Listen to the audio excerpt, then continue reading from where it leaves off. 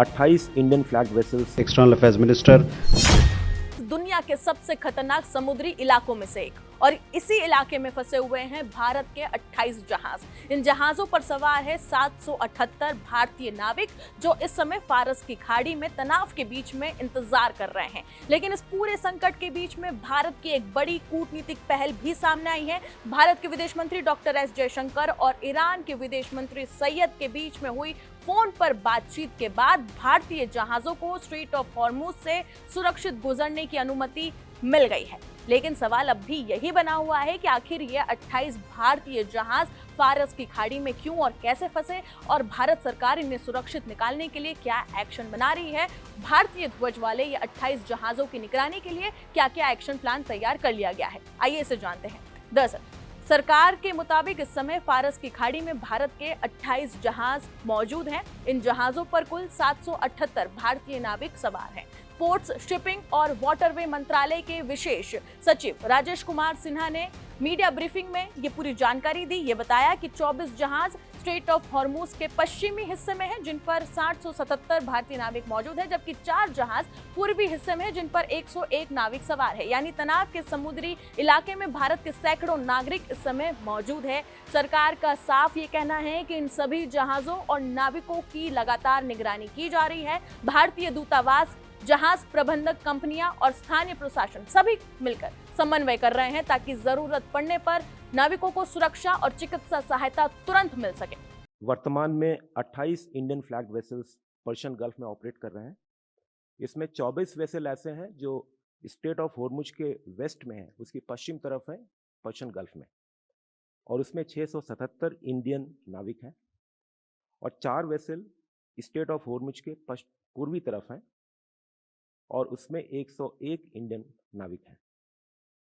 ये सारी वेसल्स और क्रू को हम एक्टिवली मॉनिटर कर रहे हैं, उनकी सेफ्टी के लिए, उनकी सिक्योरिटी के लिए। इसके अलावा पोत परिवहन महानिदेशालय यानी कि डीजी शिपिंग ने सभी भारतीय जहाजों के लिए सख्त एडवाइजरी भी जारी कर दी है, जिसमें साफ तौर पर यह कहा गया है कि सुरक्षा के कड़े उपाय अपनाए जाए और हर गतिविधि पर रियल टाइम डेटा साझा भी किया जाए और रिपोर्टिंग प्रोटोकॉल का सख्ती से यहाँ पर पालन किया जाए। इसके लिए सरकार ने 24 घंटे चलने वाला कंट्रोल रूम भी बनाया है, जो जहाजों की गतिविधियों पर लगातार नजर रख रहा है।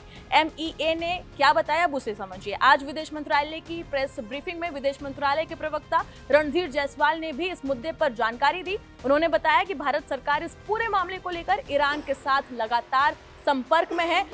उन्होंने कहा कि विदेश मंत्री डॉक्टर एस जयशंकर और ईरान के विदेश मंत्री सैयद के बीच में हुई बातचीत के बाद में ईरान ने यह आश्वासन दिया है कि भारतीय जहाजों को स्ट्रेट ऑफ हॉर्मुज से सुरक्षित गुजरने दिया जाएगा। उनका पूरा बयान अब आप सुनिए। External Affairs Minister spoke to his counterpart in Iran, and I have given you the details that I just shared.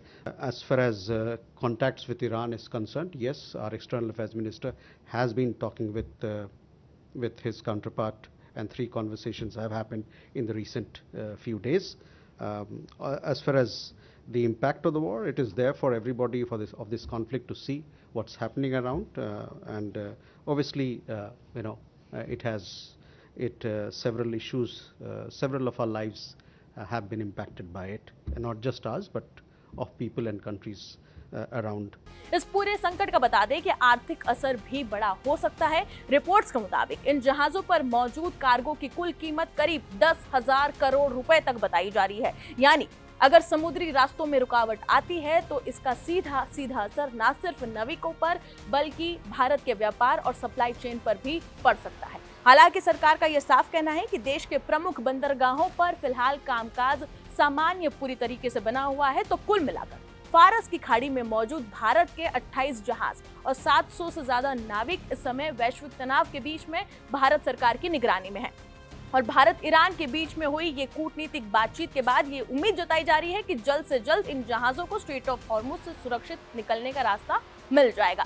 लेकिन सवाल अब भी बड़ा है, अगर मध्य पूर्व में तनाव और भी ज्यादा बढ़ता है तो क्या दुनिया का सबसे अहम समुद्री रास्ता एक बार फिर वैश्विक संकट का कारण बन सकता है? फिलहाल सभी की नजरें इसी पर ही है कि जिस तरीके से आज जो 2 जहाज है वो भारत पहुंचे, ठीक उसी तरीके से जो ये 28 जहाज इस समय स्ट्रेट ऑफ हॉर्मुज में फंसे हुए हैं उन्हें भी सुरक्षित तरीके से भारत पहुंचाया जाए और यहाँ पर जो सवार 700 से ज्यादा नाविक हैं उनकी भी सुरक्षा सुनिश्चित की जाए। और भारत सरकार ने पूरा रुख अपना साफ कर दिया है कि इस पूरी स्थिति पर उनकी लगातार निगरानी बनी हुई है। डॉक्टर एस जयशंकर की बातचीत ईरान के विदेश मंत्री से लगातार जारी है और इस पूरे तनाव वाली स्थिति पर सभी की नजरें भी बनी हुई हैं। कंट्रोल रूम तैयार है, हर तरीके से मॉनिटरिंग की जा रही है, सभी तरीके से निगरानी की जा रही है और इन 28 जहाजों पर जिन पर भारतीय तिरंगा इस समय फहर रहा है, इस समय भारतीय ध्वज दिख रहा है, उनकी लगातार मॉनिटरिंग की जा रही है ताकि किसी भी तरीके की कोई भी पैनिक सिचुएशन आए, कोई भी अगर चिकित्सा की मदद भी लगे तो उन्हें तुरंत मदद भेजी जाए। तो फिलहाल तनाव की स्थिति में भारत सरकार ने अपनी स्थिति पूरी तरीके से साफ कर दी है, स्पष्ट कर दी है कि घबराने की बात नहीं है। सभी तरीके से यहाँ पर लगातार मॉनिटरिंग की जा रही है, सुरक्षा सुनिश्चित की जा रही है और जल्द ही कूटनीति के रास्ते जिस तरीके से आज एक बड़ी सफलता भारत को मिली उसी तरीके से इन 28 जहाजों के लिए भी जल्द ही मिल जाएगी। फिलहाल इस रिपोर्ट में इतना ही, बाकी तमाम खबरों के लिए बने रहे जी न्यूज़ के साथ।